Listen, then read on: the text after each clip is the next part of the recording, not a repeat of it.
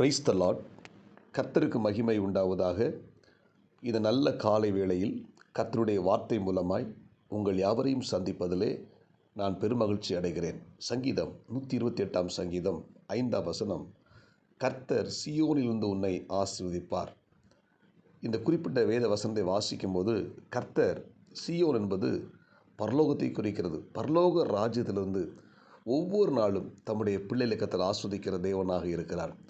இந்த 128 சங்கீதத்தில் சங்கீதக்காரன் அழகாக எழுதுகிறார், கர்த்தர் சீயோனிலிருந்து யாரை ஆஸ்வதிக்கிறார் என்று சொல்லி பார்ப்போமானால், முதல் வசனம் சொல்லுகிறது, கர்த்தருக்கு பயந்து அவர் வழிகளில் நடக்கிறவன். ஆமென். அப்போ கர்த்தருக்கு பயப்படுகிற மனிதனை கர்த்தர் ஆஸ்வதிக்கிறார். வேதம் சொல்லுகிறது, கர்த்தருக்கு பயப்படுகிற சிறியோரையும் பெரியோரையும் கர்த்தர் ஆஸ்வதிக்கிறார். அப்போ கர்த்தருக்கு ஒரு மனிதன் பயந்து வாழ வேண்டும். ஆமென். கர்த்தருக்கு பயப்படுகிற மனிதன் ஆஸ்வதிக்கப்படுவான்.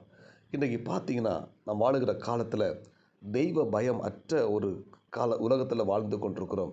கர்த்தரை குறித்த ஒரு பயம் இல்லாமல் இன்றைக்கு ஜனங்கள் வித்தியாசமாக வாழ்ந்து கொண்டிருக்கிறாங்க. ஆனால் இந்த கடைசி காலத்தில் நாம் இந்த இறைவார்த்தை கேட்கிற நாம் ஒவ்வொருத்தரும் கர்த்தருக்கு பயந்து வாழ வேண்டும். அவருக்கு பயப்படும் பொழுது கர்த்தர் நம்மை ஆஸ்வதிக்க வல்லமையுள்ளவராக இருக்கிறார். அவருக்கு பயந்து அவருடைய வழிகளில் நடக்க வேண்டும்.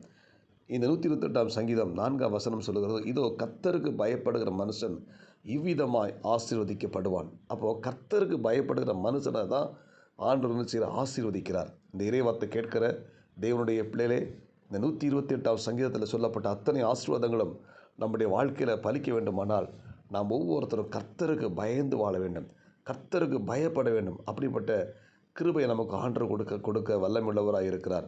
அப்போ கர்த்தருக்கு பயப்படுற மனுஷனை கர்த்தர் எப்படியெல்லாம் ஆஸ்வதிக்கிறார்னு சொல்லி பார்த்தீங்கன்னா, முதலாவது, உன் கைகளின் பிரயாசத்தை நீ சாப்பிடுவாய், உனக்கு பாக்கியமும் நன்மையும் உண்டாயிருக்கும் என்று சொல்லப்பட்டிருக்கிறது. முதலாவது பாருங்கள், கைகளின் பிரயாசத்தினால் நீ சாப்பிடுவாய். நம்ம உழைக்கிறோம், அந்த உழைத்த அந்த வருமானத்தை, அந்த ஆசீர்வாதத்தை நாம் சாப்பிடுவதற்கு, அதை அனுபவிப்பதற்கு தேவன் கிருபை தருகிறார். இப்போ கர்த்தருக்கு பயப்படுகிற மனுஷன் அவன் பிரயாசப்படுறான், உழைக்கிறான், அவன் கையின் பிரயாசத்தை கர்த்தர் ஆஸ்வதிக்கிறார். அதன் மூலமாக அவன் என்ன செய்கிறான், அதை அனுபவிக்கிறான். ஆனால் கர்த்தருக்கு பயப்படாமல் வாழுகிற அநேகருடைய வாழ்க்கையை பார்க்கும் பொழுது அவங்க உழைக்கிறாங்க, சம்பாதிக்கிறாங்க, ஆனால் அந்த பணங்கள்லாம் அவங்க அனுபவிக்க முடியாமல், அவங்க ஆஸ்திகள் அனுபவிக்க முடியாமல் யாரோ ஒருவர் கொண்டு போய் விடுகிறார்கள். ஆமென். அதை நம்ம கண்கூடானை பார்க்கிறோம். இந்த இறைவார்த்தை கேட்கிற தேவனுடைய பிள்ளைகளை, கர்த்தருக்கு நாம் பயந்து வாழும் பொழுது நம்ம பிரயாசப்பட்டு உழைக்கிற அத்தனை ஆசீர்வாதங்களையும் நாம் மட்டுமல்ல, நம்முடைய சந்ததிகளும் அனுபவிக்க தேவன் கிருபை தருவாராக. இன்றைக்கி அநேகருடைய வாழ்க்கையை பார்க்கும்போது கர்த்தருக்கு பயப்படுகிற பயம் இல்லாதபடினால் ஆஸ்திகள், ஐஸ்வர்யங்கள், சொத்துக்கள் எல்லாவற்றையும் அவங்க அனுபவிக்க முடியாமல் யாரோ ஒரு அனுபவித்து கொண்டிருக்கிறார்கள். இந்த இறைவார்த்தை கேட்கிற தேவனுடைய பிள்ளைகளே, நாம் ஒவ்வொருத்தரும் கர்த்தருக்கு பயந்து நடப்போமானால் நம்ம உழைக்கிறோம், பிரயாசப்பட்ட ஆசீர்வாதங்களை நாமும் நம்முடைய சந்ததிகளும் அனுபவிக்க தேவன் கிருபை தருவாராக. ரெண்டாவது பார்த்திங்கன்னா, கர்த்தருக்கு பயப்படுற மனுஷனுக்கு அவர் கொடுக்குற ஆசீர்வாதம்னா குடும்ப வாழ்வு. அதாவது மனைவி பிள்ளைகளுடைய வாழ்க்கையில் பார்த்து, மனைவி வீட்டோரங்களில் கனி கொடுக்கிற திராட்சை கொடியை போல் இருப்பாள். ஆமென். மனைவி பாருங்கள், நல்ல கனி உள்ள ஜீவிதம், நல்ல ஆவிக்குரிய அந்த கனிகள், அந்த 9 கனிகளும் இருக்கிற நல்ல அந்த ஜீவிதத்தை கர்த்தர் கொடுக்கிறார். கர்த்தருக்கு பயப்படுகிற அந்த மனுஷனுடைய அந்த மனைவி கனி கொடுக்கிறவளாக காணப்படுகிறாள். பிள்ளைகள் எப்படி இருப்பாங்க பாருங்கள், பிள்ளைகள் வீட்டை சுற்றிலும் ஒளிய மர கன்றுகளை போல் இருப்பார்கள். வீட்டை சுற்றிலுமே கூடவே இருந்து பிள்ளைகளை பராமரிக்கிற அளவுக்கு தேவன் கிருபை பாராட்டுவார். அப்போ கர்த்தருக்கு பயப்படுகிற மனுஷனுடைய குடும்பத்தில் அற்புதம் நடக்கிறது. மனைவி பிள்ளைகளை கர்த்தர் ஆஸ்வதிக்கிறார். மனைவி கனி கொடுக்கிறவளாய் காணப்படுகிறார்.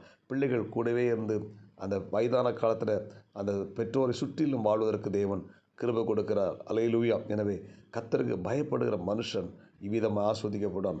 அடுத்தது பார்த்தீங்கன்னா, மூன்றாவது பாருங்கள், கர்த்தருக்கு பயப்படுகிற மனுஷன் எப்படியெல்லாம் கர்த்தர் ஆஸ்வதிக்கிறார் பாருங்கள். 5 வசனம், கர்த்தர் சீயோனிலிருந்து உன்னை ஆஸ்வதிப்பார், நீ ஜீவன நாளம் எருசலேமின் வாழ்வை காண்பாய். எருசலேம் என்பது மனமகிழ்ச்சியின் நகரம். அல்லேலூயா. தேவனுடைய நகரம், மகாராஜாவின் நகரம், மனமகிழ்ச்சியின் நகரம். அவன் மூன்றாவது தேவன் கொடுக்கிற ஆசீர்வாதம் தெரியுமா? ஒரு மனமகிழ்ச்சி, குடும்பத்தில் சந்தோஷம், சமாதானம், மனமகிழ்ச்சியை கர்த்தர் கொடுக்கிறார். கர்த்தருக்கு பயந்து வாழ்கிற மனிதனுடைய வாழ்க்கையில் ஒரு பெரிய மனமகிழ்ச்சியை கர்த்தர் கொடுப்பார்.